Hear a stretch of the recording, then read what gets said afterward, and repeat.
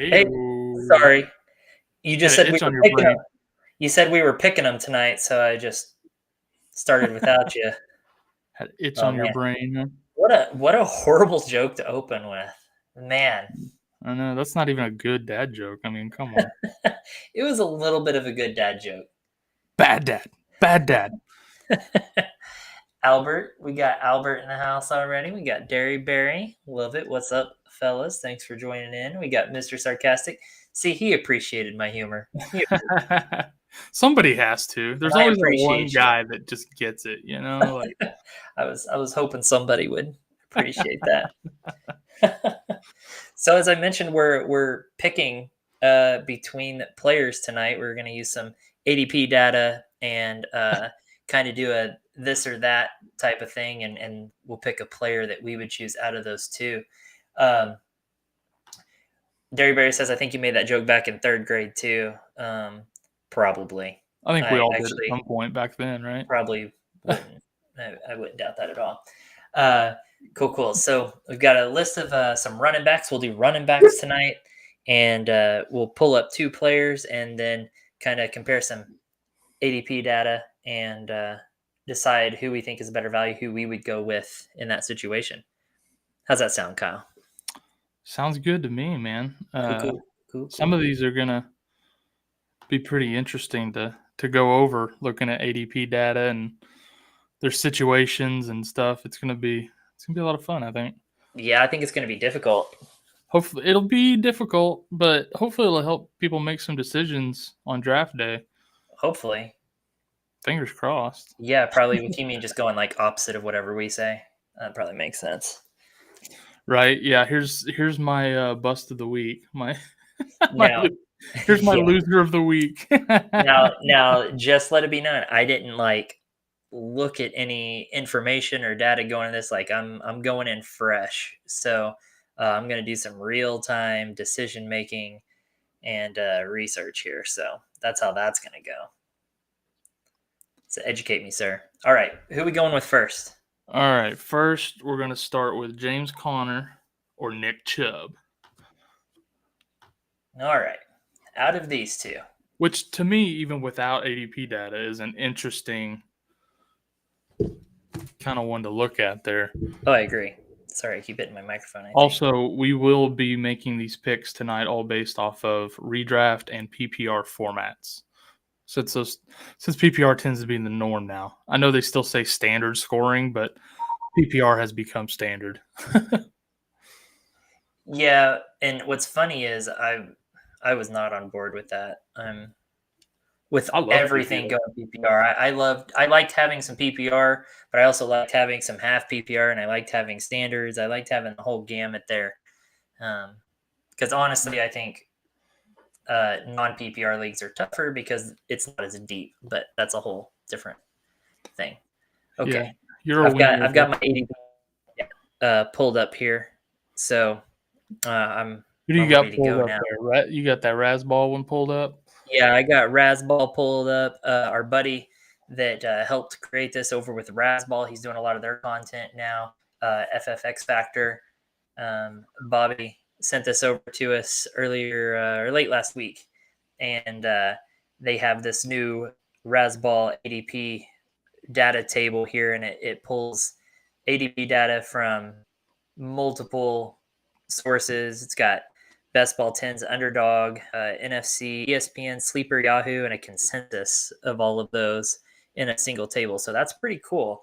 It It's is very really cool. Just the only thing is they only sort they only list the ADPs based on overall. So you yes, can't do just like, okay, here's your running back list and your running back ADPs. Because even right, like you can sort by position, but you got to scroll down to like running back, but it's still all the way across. It still lists the overall ADP and not just that at that position. yeah. When I was actually making the list for this show, I used the Fantasy Pros ADP data. So Let's use both. we'll be using both, yeah, because we'll Yep. want to look at the overall also, because that'll give you kind of an idea in your draft. Um, where they're being taken overall, and then the Fantasy Pros will kind of give you in comparison to other running backs. Now, the Razzball ADP table has underdog, NFC. I'm not sure what NFC is. I literally just named all these off. Oh, you did? Yeah. Oh, well. I'll just go F myself. Now, this is cool though. Like this table reminds me a lot of the rankings tool we're going to have on the new FFN website coming up, to where it has weekly and dynasty rankings in a table like this side by side. So you'll be able to see all the ESPN and Yahoo, CBS, Fantasy Pros, and stuff. You'll be able to see all of those rankings. Other content creators, we'll have Smitty, Fantasy Couch, analyst and stuff. We'll have all their rankings in there, and you can see all of them side by side and see how those compare from week to week and through dynasty and stuff, without having to visit each of those sites individually, which is what this table is doing for us here on ADP. So that's really cool. Yeah. But for purposes, I think, of just keeping it as little confusing as possible, data coming off the Razzball, I think we'll just use that consensus number, and that'll kind of give us an idea. All right, so Chubb versus NFC is high stakes league, by the way. Oh, okay. I never heard of that one, so that's interesting. Very, very interesting. All right, so Connor versus Chubb. What are you thinking here? And we're going redraft. Is that what you said? Redraft PPR. Okay, so I'm gonna look at some ADPs really quick. All right, so we've got Nick Chubb. Give me some thoughts before you go into the ADP. Okay, here's my thoughts. Before going into this, I've got pros and cons for each one. Pros for Chubb, fantastic running back. May not have that great of a quarterback coming up. Not really sure what their quarterback situation is going to look like. It's probably a lot of opportunity there. The problem is, if that offense is struggling because of that quarterback play, they could get down and be in passing situations. So he's not going to be on the field. It's going to be more of a Kareem Hunt sort of thing. And speaking of Kareem Hunt, he's there. He takes production away. Granted, it seems that they both probably produce better fantasy-wise when the other is also playing in that game, when they aren't the 100% workhorse. So it'll be interesting. Yes, I think Chubb will have to carry when Watson gets suspended, but that also, when defenses don't have to respect the quarterback as much, they can come down and stack the box a little bit more. So it'll be interesting to see how that plays out. I will say real quick before you jump to Connor, I think if the Browns have proven anything over the last few years, it's that even when they're down, they'll run the ball. So even if Deshaun Watson misses games or misses the season, I still think they're going to run the ball. And he's been running against stacked boxes for quite a bit too. Like, I don't think Watson getting suspended affects him that much. Do they have the same offensive coordinator? Same person going to be calling plays and whatnot? I don't remember. Because I thought I heard where that wasn't the case. I thought they were going to try to change things up, and that's why they were going after Watson, a little bit of change of the offense. So, but also, if Watson does play, you got to worry about him at the goal line, and that's a pretty significant part of Chubb's appeal, is his goal line work. But I do also totally agree with you on the Kareem Hunt situation and on the Dearness Johnson situation. He showed very well last year. He could get, a handful of carries per game this year just to help maybe keep Chubb fresh. True. So, I didn't even think about that. You're very, very right. So let's jump over to Connor really quick. Lucky if he stays healthy. That's true. He'll probably miss some games. But also, in a prime position to just carry the workload there, if they trust to do that with his injury history, and if they do decide to go with that, can he stay healthy in a major workload there? That's risky. So he's kind of a riskier play. It's redraft, so his age doesn't really matter that much. But he just signed a 3-year deal, so even in Dynasty, I would probably take him, honestly. So let me see here. Depth chart wise, he's got Darrell Williams behind him. Not really worried about that. It's better than Benjamin. Benjamin was definitely looking like James Conner was going to be a lookout with Benjamin behind him because Benjamin is not good. So Darrell Williams is kind of he's a perfect guy to have behind him because if something does happen to him, he can come in and do well. Yeah. But he's not as good as Chase Edmonds, who is gonna kind of require the coaching staff to siphon more touches. So agree. Yeah. And then they're going to be, I know they added Marquise Brown, but they're going to be missing DeAndre Hopkins. So there's probably more opportunity because of that there. Even though, I mean, they still have Rondell Morris. They still have a very capable receiving core. But quick sidebar, I'm really excited to see Kyler Murray hooking up with Marquise Brown again. Oh, dude. I'm gonna have to move. Boomer. I'm gonna have to move over here behind James Conner's arm for a second. Just yeah, I'm excited to see that. That's gonna be amazing. When you did that, it did kind of look like he had a hog there for a second. That was funny. Anyways.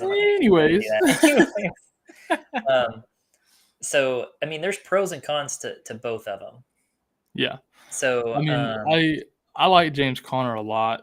The fact that he gets receiving work and Chubb doesn't. You know, he's in a bit of a more high-powered offense. They've proven that they're willing to give him that full workload. The only real downside I see with him, besides the possible injury situations, is that he scored a lot of touchdowns last year, and I think there's going to be some regression there. So I don't think he'll score as many touchdowns as he did last year, but maybe. Maybe. The dude's got a nose for the end zone. There's no doubt about that. 2 words for you, Kyle. Damian Harris. Oh, yeah. I don't think he'll score quite as many either. No, I'm just saying, he's touchdown dependent. He's touchdown dependent, and he comes out all season, just scores touchdowns. But it was one season, you know. Like, if you do it, you know, one season can be kind of lucky. If you do it in 2, okay, you're starting to see a little bit of a trend. But I think, if I remember right, I think Conner scored like 15 touchdowns or something like that last year. It was a lot. I mean, even if he scores 10 this year, that's still a lot. Yeah, he scored 15 touchdowns. Like, it's not going to affect his overall points per game and rank and stuff like that very much. No, he scored 18 touchdowns, 15 rushing, 3 receiving. Oh, well. That's ridiculous. Well, maybe they even out. Maybe he gets a couple more receiving and a few less rushing. Maybe. So instead of 18, maybe he gets 12 to 15. That's still going to be very good on a per game basis as far as his points goes. So without looking at ADP yet, who do you think you would prefer between the two? James Conner. Yeah. And that's like before I looked at ADP data, like obviously I knew Conner was going to be going later than Chubb. Right, exactly. Chubb's a big name and whatever.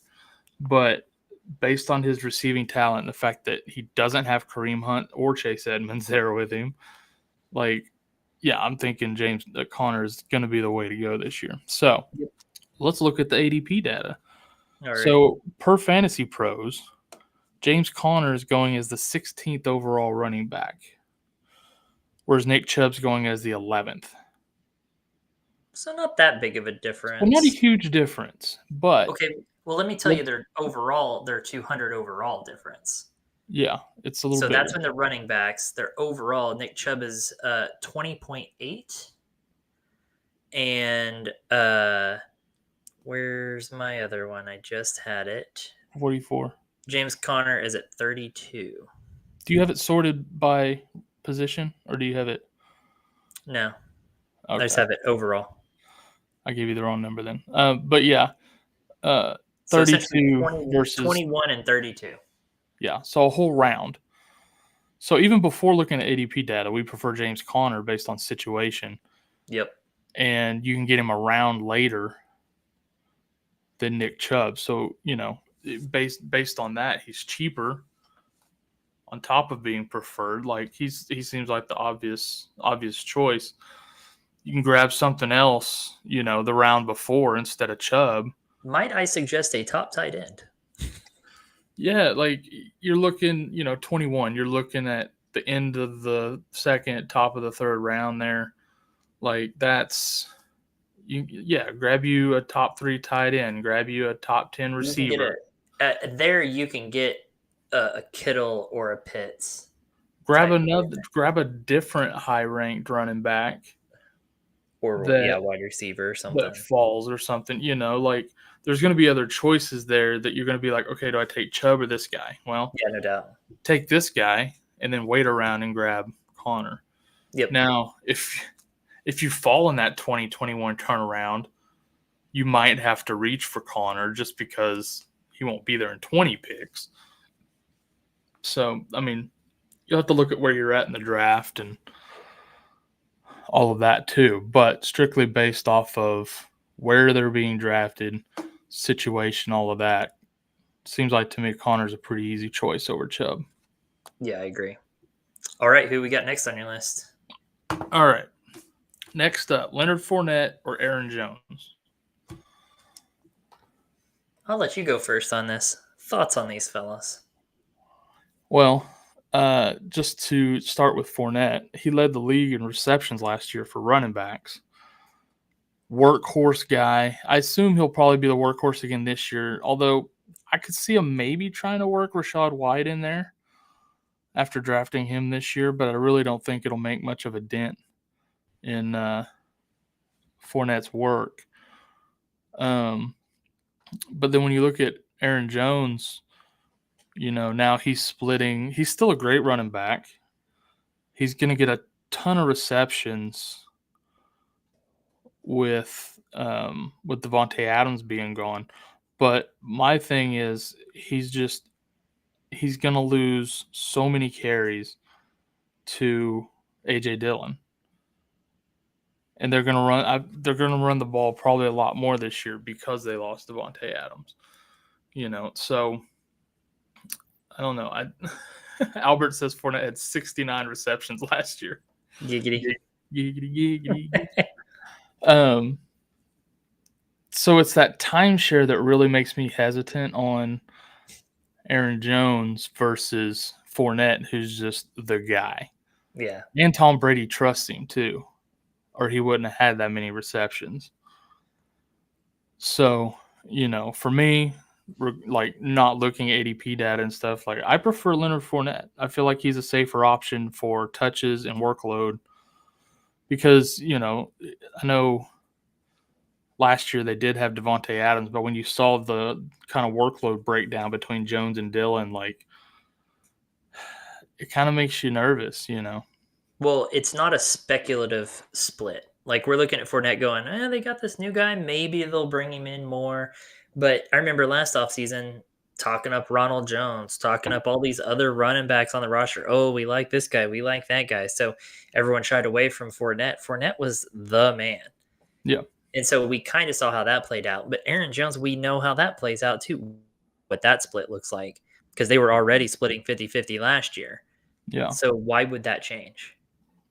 I don't understand why that would change. He might get a handful more receptions, but I mean, if he gets more receptions, so what? Does he come up to the level of Fournette at receptions? Right.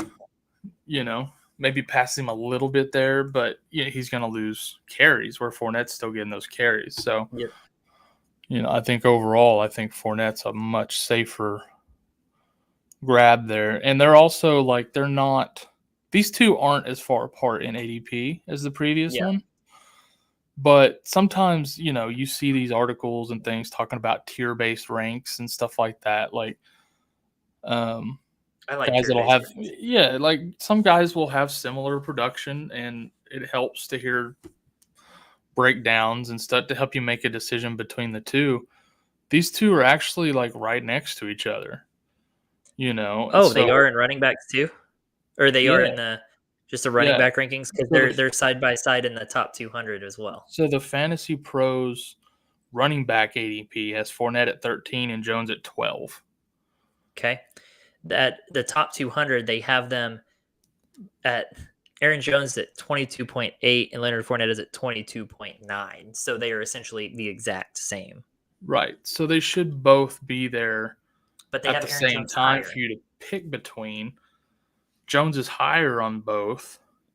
And we've done some mock drafts, with some folks here recently, and Jones keeps going before Fournette.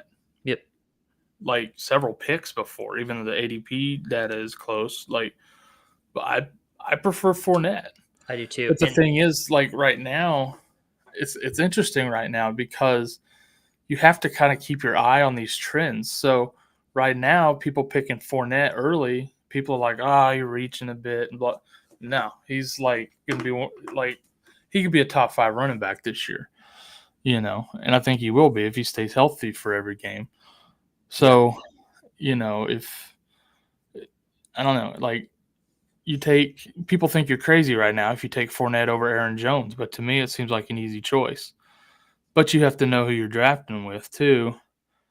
And, kind of watch, like if you can take somebody else instead of Aaron Jones and then grab Fournette later. Or, I mean, hell, the way these other mocks have been going, maybe you get both depending on where you fall in the draft. No doubt. But, And I know this isn't the game, but they're both ranked 2 below Nick Chubb. Nick Chubb is 2 higher than them in the top 200 here. And I want Fournette over Chubb too. So I would take Aaron Jones over Chubb I would too. in a So PPR for sure. Chubb's just got that name. So Yeah. He's got the name. He's a really good running back, but no yeah. receptions. Yep. And the Kareem Hunt situation just So I know that's not the game, but still wanted to mention it.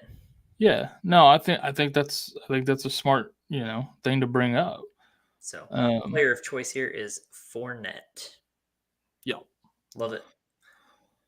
All right. Who's next on All your right. Our next one is Breece Hall versus Antonio Gibson. And this is an interesting one. Yeah.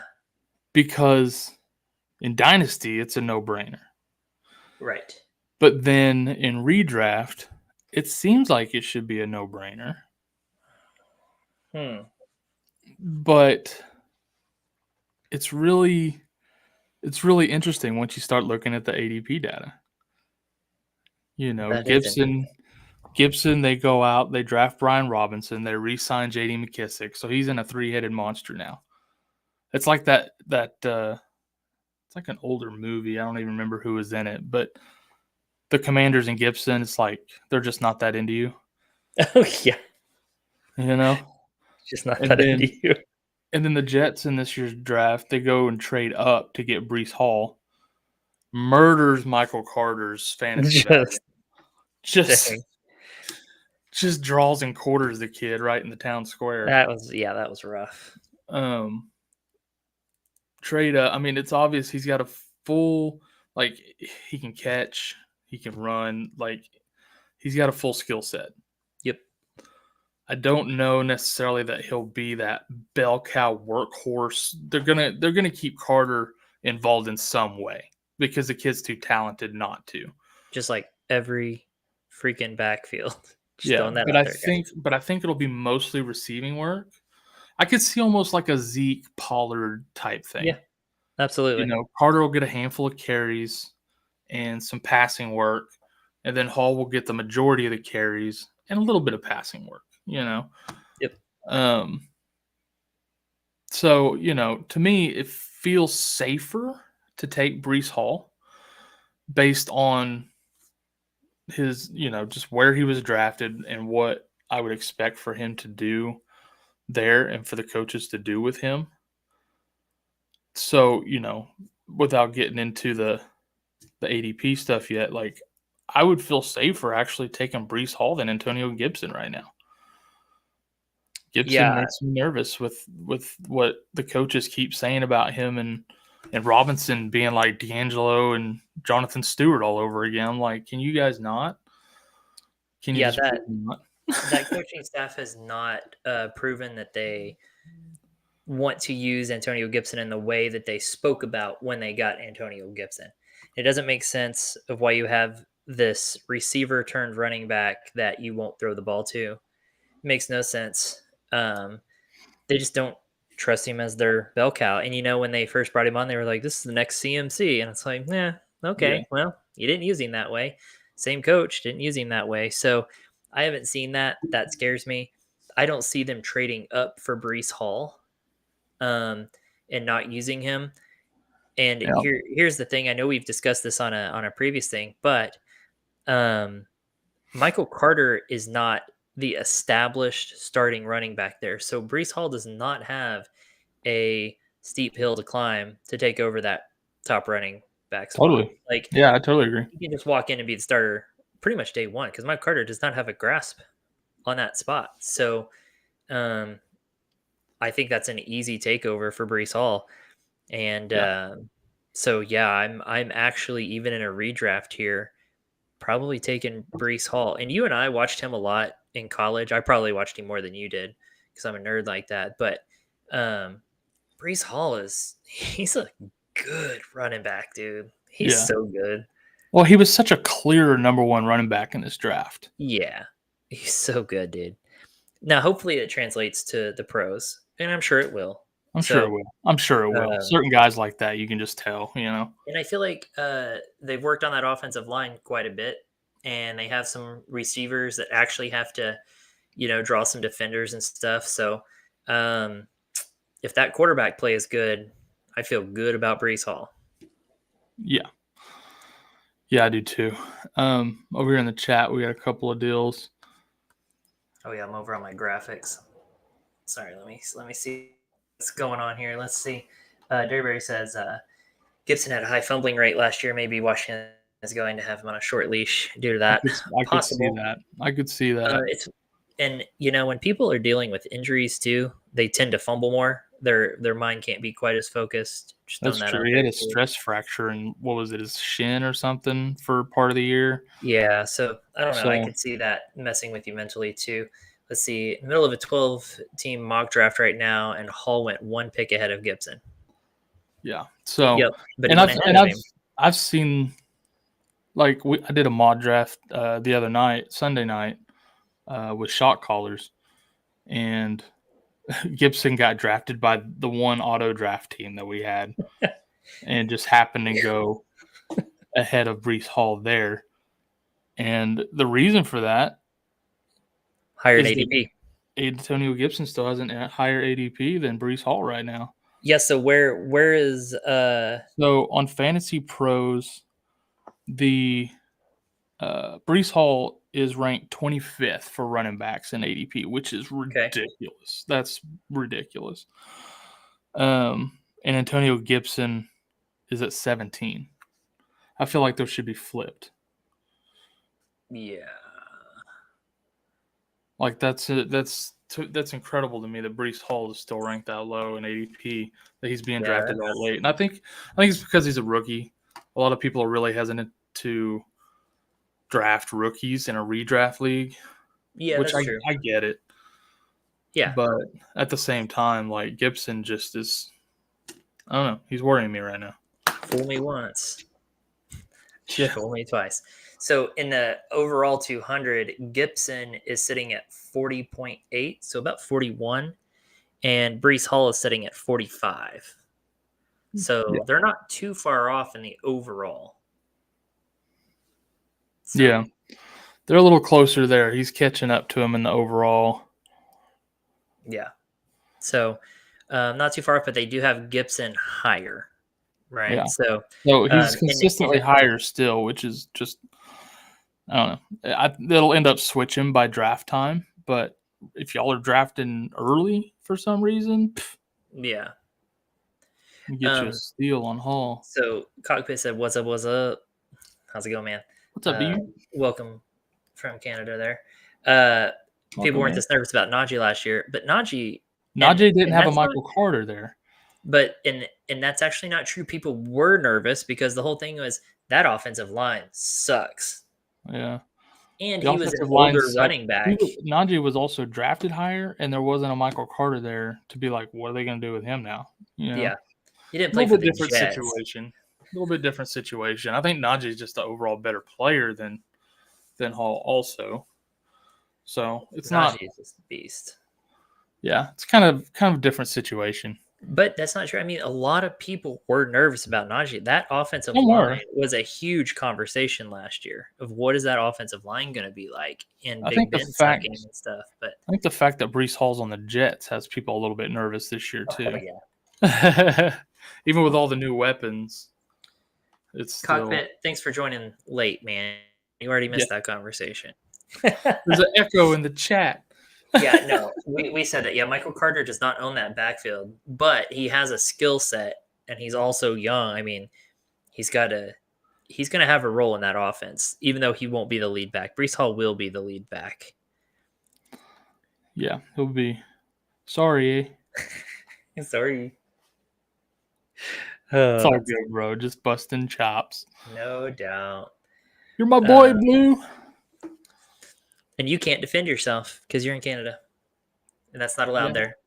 Sorry, right. I shouldn't go there. Anyways. So anyways, I'm taking Brees Hall, even though he has the lower ADP. I feel like we keep going with the lower ADP ones. We prefer them. That's kind of how I put this list together. Well, I feel like it's a lot of that way anyway. I mean, some of them were close. Way to just give it away, were so close.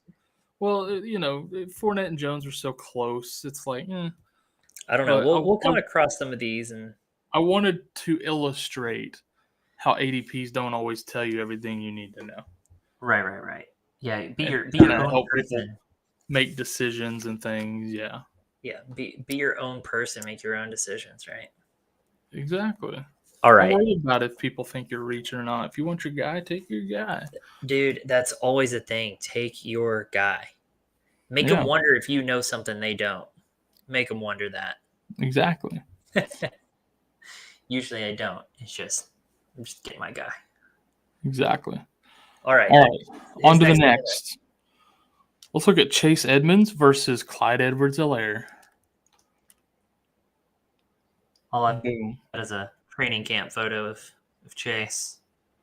Well, yeah, he hasn't played a game for him yet. But I got a training camp photo. If you had a game photo of him in a Dolphins jersey, I'd be like, okay.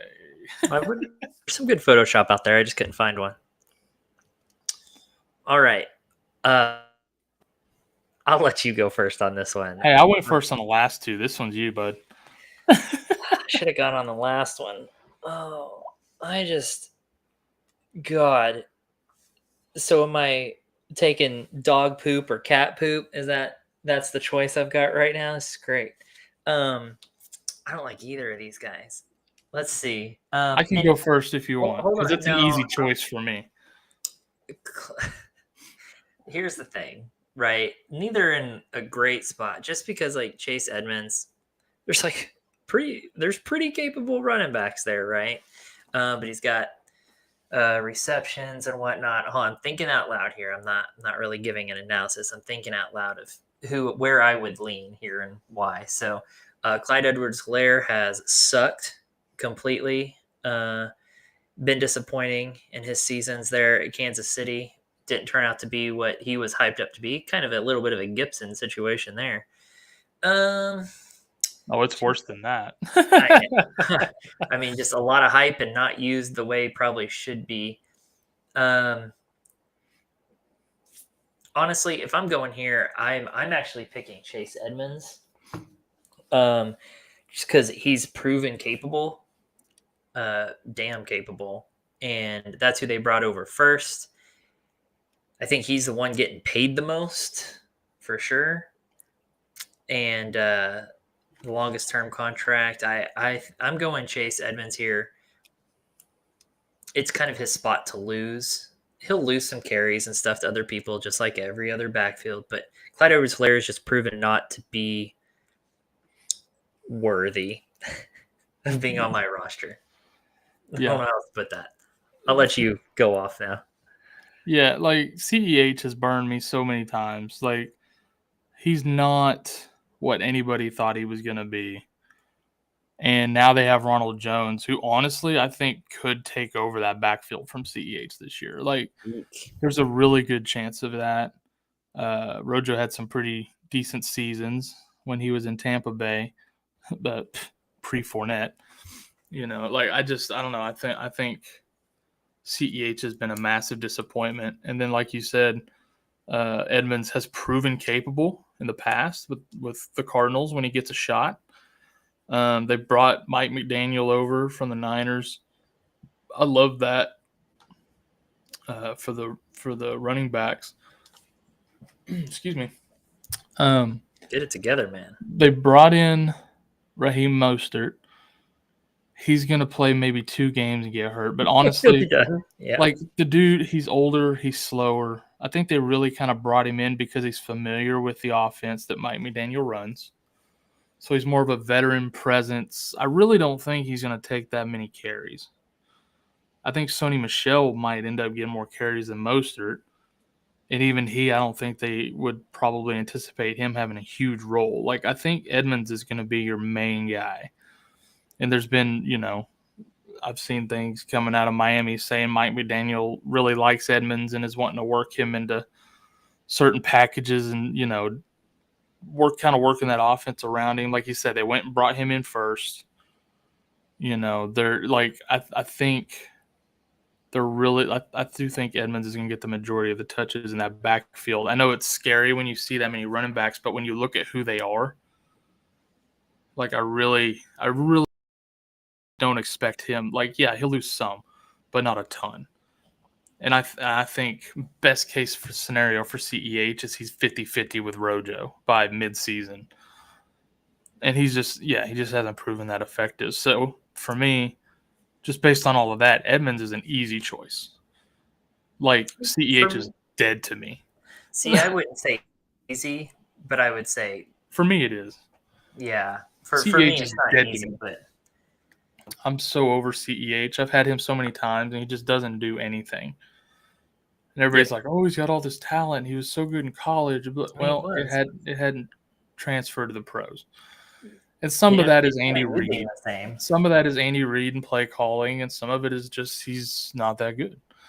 Which is easy. Which is weird with Andy Reid and his way he used Shady back in the day, Sean McCoy, and throwing to him a lot and stuff. And they just don't throw it to Clyde. Like that's where I thought Clyde Edwards-Helaire was going to come in, a receiving back, catching balls left and right, coming out of the backfield. And, is some of that, and I'm just thinking out loud here, because we had this issue this last season with Patrick Mahomes wanting to throw the deep ball so damn much. Yeah, he just doesn't dump it off. He was trying to show off too much. I can't tell you how many times I saw him just look past a wide open Kelsey right in the middle of the field, 15 yards downfield, wide, and just throw it into triple coverage, trying to be a showboat.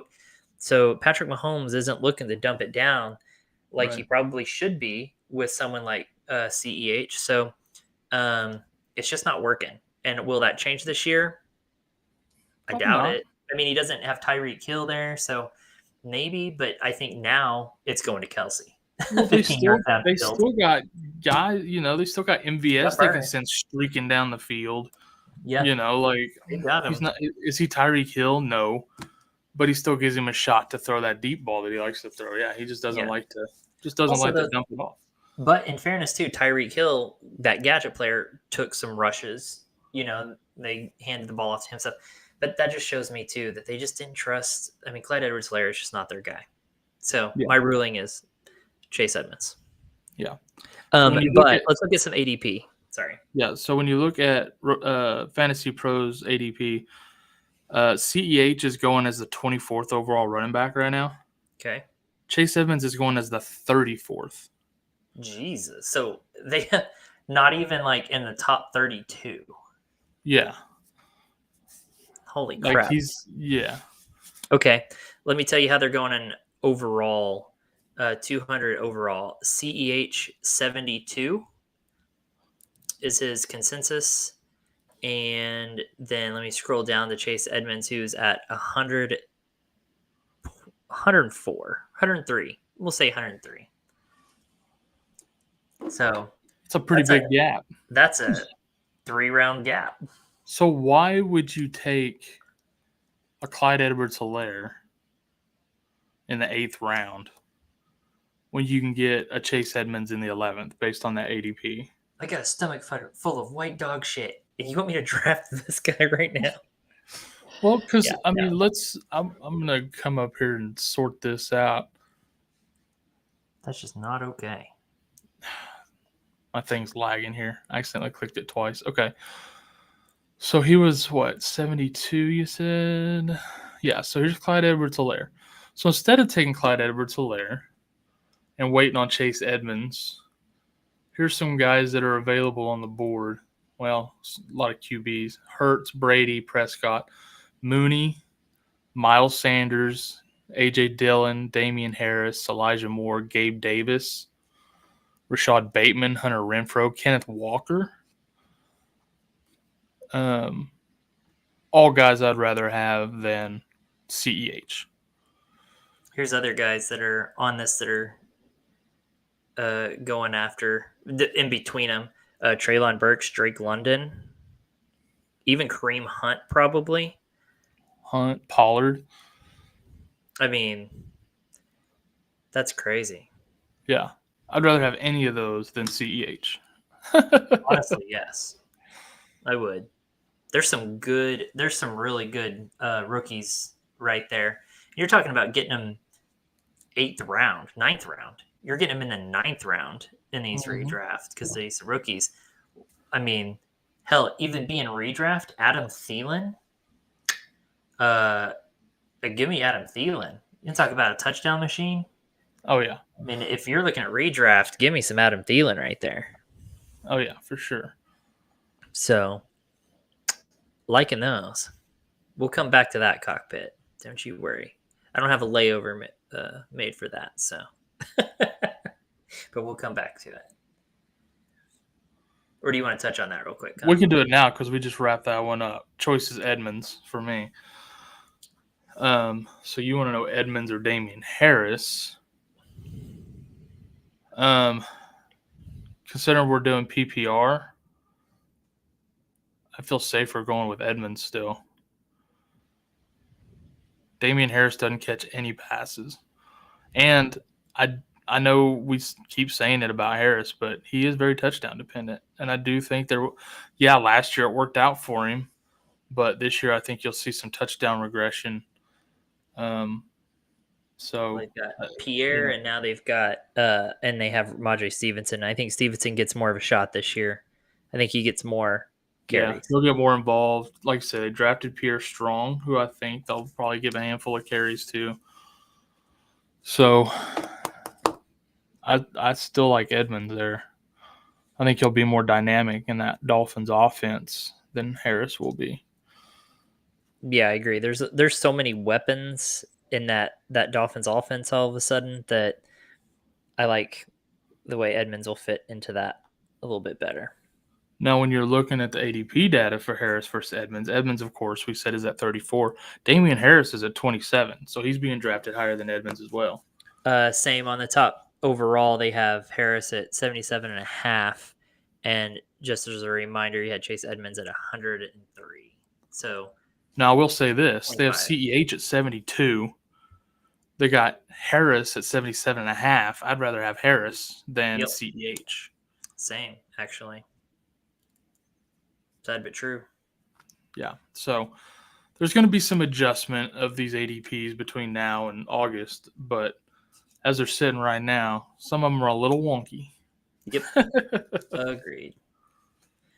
All right, let's hit up another. We're at 45 minutes. We're getting through this better than we are the Threes a Crowd, that's for sure. All right, I'm going to give you and the chat a choice here. We'll have a quick vote. You want to do Dobbins versus Akers or Elijah Mitchell versus Zeke?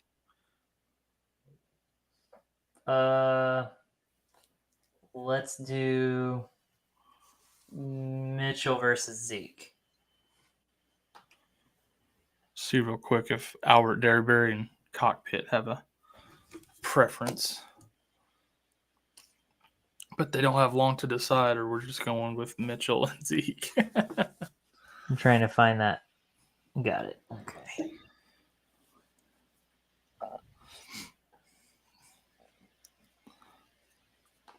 Oh, he says challenges. They're both easy. That's not true. It's pins. I knew Cockpit would go Dobbins. I guess Albert and Derryberry don't care. That's fine. Baggage, they're just listening. All right, what did we say? Dobbins and Akers? Let's do it. Yeah, we'll do Dobbins and Akers. Both coming back off of injuries. What is he saying? Oh, yeah. Cockpit, silly boy. Okay. Cockpit's being cocky over in the chat. I'm going to need you to calm down, dude. Calm down, buddy. Just kidding. Bringing in for a landing. Yeah, so we got J.K. Dobbins coming back from ACL injury. Cockpit is in love with Dobbins. Like, that's his actual boyfriend. So just ignore the chat for now. Akers came back during the season from the terrible Achilles injury situation. Came back really fast, by the way. Yeah, that was wild. Had a really low average yards per carry when he came back. However, he also played some of the toughest run defenses in the league after he came back and through the playoffs. So, not completely his fault, although he's probably was still getting his legs under him too. I know people are very, very high on Cam Akers still. As soon as he came back last year, all of a sudden on all the rankings pages, you saw him back up in like the dynasty ranks. Oh, yeah. Okay, he's back in the top 12. Like, oh, he can walk? Cool. Yeah. Oh, he can still play. Okay, we'll put him back up here now. And then, yeah, you got Dobbins coming back from the ACL. But they also have a ton of running backs there. Saw a report yesterday saying they're going to work him and Gus Edwards back kind of slowly. So we'll see if they can work him back slowly and get him up to speed by the season. But, and then Akers, you still got Darrell Henderson there. They drafted a guy I don't think will be too involved. But I'm not a huge fan of either one of these guys' situations coming into this season. I'm same. But I think the safer pick for me is still going to be Akers, even though his injury was an Achilles versus a knee. He's already come back. He's already started playing some. And I think, Matt Stafford isn't running in touchdowns like Lamar Jackson either. So for me, in a redraft, it's going to be Akers. Yeah, I'm actually going to, I think you said everything. Redraft, right? This is redraft. Yeah. Cockpit's over on Dynasty over there. If Dobbins is not starting off the season, if he's going to start off on the pup list, or they're going to work him in slowly, nah, I'm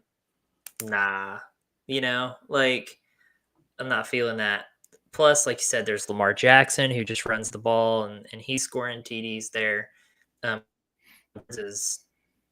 He's a good running back. I mean, granted, Darrell Henderson is too, so they're both going to have that. But I like that Cam Akers has had more time to recover from his injury, and he doesn't have that running quarterback. He's on a super dynamic offense. I mean, you want to talk about defenses having to back off because they have to respect the passing game. Holy hell. Yeah. The Rams have that. They're backing off defenses like crazy. So I feel like the running lanes will probably be better for Cam. So, yeah. So, Cockpit's over here on Dobbins like Sushi is always on Lockett, dude. He's just tunnel vision, blind to anything. Hasn't slept a lot lately, so I'll forgive him. Yeah. Congratulations to Cockpit. Had a baby this week. No doubt. Didn't realize that was coming up so fast. That's crazy. Congrats. Definitely happy for you. I know we bust chops on here, but we're definitely happy for you, bud. No doubt. Welcome to the dad life, my man. Now you can start making bad jokes like Corey. Yeah, man. Welcome to the club. Someone will laugh at him, even if it's your kid. What's funny is on Facebook not long ago I found it was like a dad test, and it was like, I don't know, like 20 sayings that dads say, and it's like I'm not even a dad, and I say each one of those like all the All time. dang time. Yeah, because our dad did. He said all that stuff, and so that's why we say it probably. So Yeah. no doubt. Albert wants to know, what if you include Etienne in this mix? Ooh, well, that's interesting. So out of those three, who would you pick? Well, we've already said Akers, so it has to be between Etienne and Akers, right? Hold on, before we do that, let's finish up these two. Let's talk about their ADPs really quick. Okay, so per Fantasy Pros, Dobbins is the 21st running back. Akers is 18th. Okay. So this is the first one I've picked that actually had the higher ADP. Mm-hmm. And at the overall 200, we have Akers has 32.6 is his consensus, and Dobbins is down at 46. So a 14 pick difference, more than a round. So Akers over Dobbins. So yeah, we've both picked the one that's higher on this. And I think that's justified. Yeah, I think that's fair. Even if Cockpit is in love with him. Sorry, buddy. Seems like everybody else agrees with us. But now we want to include Etienne in this because Albert wants to throw us a curveball. Either that or he's in this 12-man draft and he wants to know who to take. Okay, so if you had Etienne and Akers, who you taking? I'm still taking Akers. Etienne will get the bulk of the work early because James Robinson probably is not going to make it back from his injury in time to start the season, but he's not going to miss the whole season. At least I wouldn't expect him to. I don't think anybody's expecting him to miss the whole season. So I want the guaranteed workload throughout the season and not just a spike at the front and then splitting with somebody else the second half. Yeah, I'm kind of the same way. Like, I used to have this method of like say Dobbins. If I thought he was just a way better running back, but would miss the first few games, and I could have him for the second half of the season and be strong at the end, going to the playoffs, blah blah blah, fantastic. But let me tell you, that bit me right in the ass last year. In our Roll Tide League, I had that kind of approach. I probably had the best roster by the end of the season. I had an amazing roster, and I didn't make the playoffs because I started off 0-6. And what a sigh of relief for everyone, because if I had made the playoffs, I might have won the championship. I mean, my team was fantastic. Or I would have made it to the championship. The team that won was also incredible. So probably wouldn't have won that matchup. But you have to perform all season, just get to the playoffs. I mean, I learned that lesson the hard way. So it's a very competitive league for sure. yeah. So yeah, I need that all season if I can. Yeah. I'm thinking the same. We also don't know what to expect from Etienne in that role. We don't know how he's going to look in that role. He's also coming off of a pretty bad injury. So yeah, I'm going with the guy who played last, and who's even played an NFL down. Etienne hasn't even played it down in the NFL. So, I'm not going to overvalue him. Just throwing that out there. Yeah. So, like Cockpit says, didn't look good coming back, Akers. But honestly, like we said, he played some of the toughest run defenses in the league after he came back. So from Henderson didn't look good against him either. Like, yeah, it just is what it is. They shut down plenty of running backs over the course of the season. So, and yes, I agree that Dobbins is on a run first team, but he's also the number 2 running back. Yep. So, there's downside, upside, downside. I think I'm still taking Akers there. All right, we're at 55 minutes. Let's finale this bitch. And I'll go first on it. Do you want to hit Mitchell and Zeke? Yeah. Or do you want to hit? Let's hit one that's. No, I want to do this one. I'm actually prepared for this one. Oh, okay. This is my Stephen A. Smith moment, Kyle. Alrighty then. Now, here's the thing. Mitchell, great year last year. Got boosted to the top, got his opportunity because of injuries. Really capitalized on that and did great. I agree in Dynasty, that's a good get. I like him, kind of. Have a hard time investing in a player long-term in that offense because, man, do they cycle through them. Like, they cycle through running backs. Anyone. Like, if Mitchell goes down, he'll probably never start in that offense again because the next person will step up and take over the starting spot every damn time. That's just how that offense works, and that's how deep they are. I mean, they went ahead and drafted yet another running back this year, and everyone's like, what the hell? Well, that's that offense, you know? So I think any running back's going to be pretty good in there. So I don't know that I even want him necessarily in Dynasty. Redraft? Yeah, I like it. Sure. But let me tell you about Zeke. All right? My man Zeke getting... This is your flag planting, table pounding moment. Dude, I don't understand it, man. People are down on Zeke, and I think it's because he's a Dallas Cowboy. It is just too easy to be down on Zeke because everyone hates the Dallas Cowboys. But we're talking about even with these down years and him sucking and being the worst and stuff, he's always finished as a top 10 running back.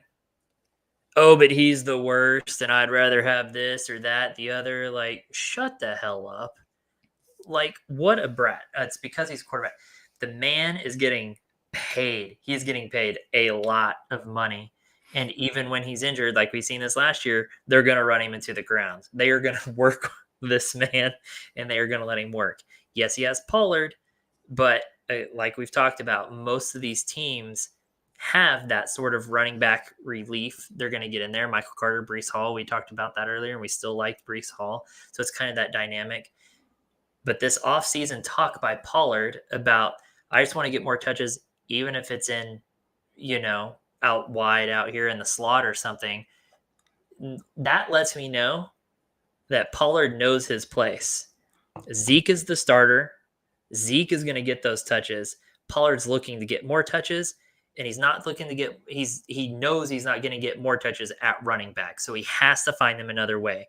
And he's thinking, probably need to move to the slot if I'm going to touch the ball more, which tells me he's not taking over more of that backfield. So it's not going to be a 50-50 split. In my opinion, that's just how it's coming across to me, that Pollard's kind of letting us know. Zeke is getting paid. He's the man. Never finished outside of the top 10. Like, you guys can just get over it. He's a Dallas Cowboy. He's America's running back right now. He's on a high-powered offense with lots of scoring opportunities. Absolutely. And all the damn time. And the thing is, he's only missed, a couple of games his whole career. Yeah. Mitchell missed more than that in his rookie year. But Zeke will still catch passes also. Yep. Mitchell if they'll check down to him the way they're supposed to, but Mitchell don't catch passes. They got Debo in a running back for that role. So, Zeke's a pretty easy choice in redraft for me. Also, if Dak is going to be running the ball more, like these reports coming out, that's when Zeke thrives. That whole offense thrives more. When Dak is mobile, that's when that entire offense thrives. And so they handled Dak with kid gloves last year, coming back from that just horrific ankle lower leg injury. Yeah, and he decides to pull off the rushing on the last play of their season to run out the clock. Yeah, he finally decided to run. It's like, I'm feeling it, coach. Like, what the hell? Go down. Anyways, that's not the point. Damn it. And against the 49ers of all teams that we have up on the screen right now. Jesus. Right. So when you look at the ADP data, I managed to go again with the higher ranked one this time. The last two, I go with the higher ranked, of course. They got Zeke at 19 and Elijah Mitchell at 22 as far as running backs go. Okay. So fairly close. I feel like 19 is pretty low for Zeke, but in their overall, they've got Zeke, we'll say 39, and Mitchell at 57. So there's an 18 pick difference there. I think it's worth taking Zeke earlier than waiting on Mitchell. Now it's funny when I go over here at Roto World and I look at these ranks. Some of the teams, like some of the players ranked ahead of him in the ADP.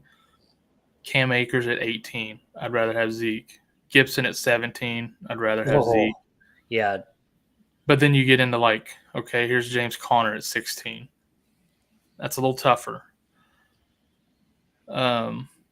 Montgomery, Barkley, Fournette, Jones, Chubb, just going upwards. I want those are a little bit tougher, but here's what makes it a little bit easier on some of those. Like if I was between Zeke and Barkley, I'm looking at scoring opportunities because of the offensive production. That Giants offense just doesn't produce much, right? Zeke gets a lot of goal line carries. They possess the ball a lot. Like there's just that is the highest scoring offense in the league. Like I want that offense. Well, plus right now, just perceived value, you can get Zeke later than Barkley, anyways. Yeah, exactly. A lot of hype. There's a lot of hype behind Barkley this offseason, coming back and him talking a big game and stuff. And everyone's down on Zeke because it's easy to hate on Zeke. So, hey, keep undervaluing him. I hate on Barkley because the dude's never healthy. So, yeah. It's funny now. He's like, oh, I trust my knee again. And all this. I'm like, okay, well, what about that ankle that blew up like a balloon? No shit. Like, I don't know. Yeah, you trust your knee, but we don't. Yeah, the dude just can't stay healthy. It's nuts. So that's tough. But anyways. Yes, Zeke is for me. You're right, Cockpit. That was an easy one for me. Very easy. Corey just wanted to rant about Zeke and the Cowboys. I did. I was having my rant moment. That was the reason he picked that one. It's just I get really annoyed by easy bandwagon trends. And when people hop on a bandwagon trend and it's easy to hate on somebody just because it's the popular thing to do on social media at the time. It's a popular opinion and people get caught up in the popular opinion, think it's fun and funny. It annoys me. And so it's like it logically doesn't make sense to be that far down on Zeke in redraft. Thank you, Cockpit. Appreciate you. I'll take my bow. Probably lost a couple subscribers, but hey, I'll take it. Just kidding. I don't do it as well as Stephen A. Smith, and also I can't. Stephen A. Smith is so annoying. That dude can't say anything without yelling. And he gets paid $8 million a year to do it. Get out of here. He can't do anything without yelling. It's very annoying. Yeah, he sucks. Anyways. Yeah, I said it, Steven. Come at me, bro. You suck.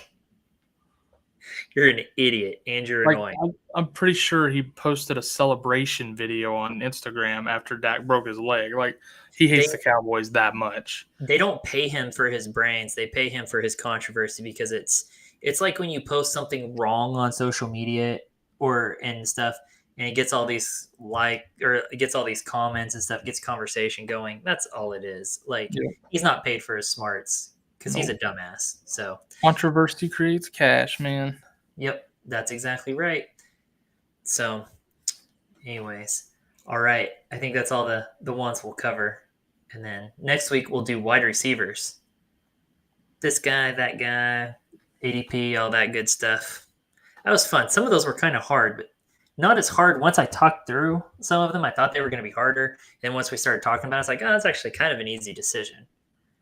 I guess I'll try to pick a couple of harder ones next week so the Cockpit's not so damn bored over in love with J.K. I'm not picking anybody on your dynasty team. So you don't come in just touting their name. No doubt. The problem is we really killed your your trade talking up Chase Edmonds earlier, probably just Uh, versus some of these guys. But nah, I'm not doing anything right now, anyways. So it is what it is. you're not pulling a Tony and coming in here and talking up your guys and trying to get them traded and stuff. I don't come in here with an agenda. I come in here and try to be honest. Yeah, that is your agenda. I just hope nobody. I just Educate. hope nobody I'm trying to trade with is watching this. That's all. That's right. You come in here with an agenda, and that's to educate, help people win. Yeah, man, and to hopefully entertain a little bit, Maybe a little bit. and to look sexy doing it. Hey, I try my best. Oh, you were talking about you. Sorry. All right, guys, that's gonna do it for us. We have to end it on that. That's sad. Anywho, we're gonna head off here. Thanks for joining us, and we'll see you next week to do wide receivers. See ya. See ya.